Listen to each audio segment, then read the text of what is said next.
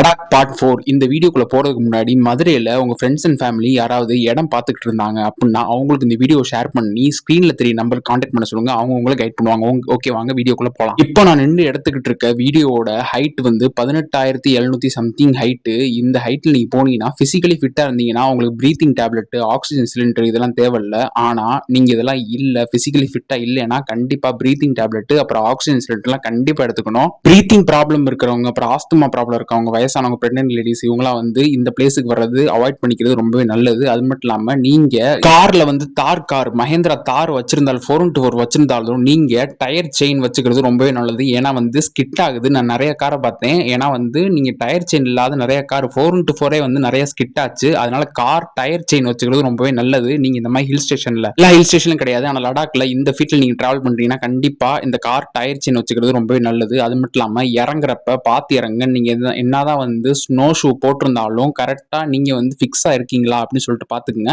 அது மட்டும் இல்லாம அதுக்கேத்தாப்புல நீங்க ஜர்கின் எல்லாமே முன்கூட்டி எடுத்துட்டு போய்க்கிங்க. அதெல்லாம் ரொம்ப நல்லது. சாப்பாடுமே லைட் ஃபுட்டா எடுத்துக்கங்க.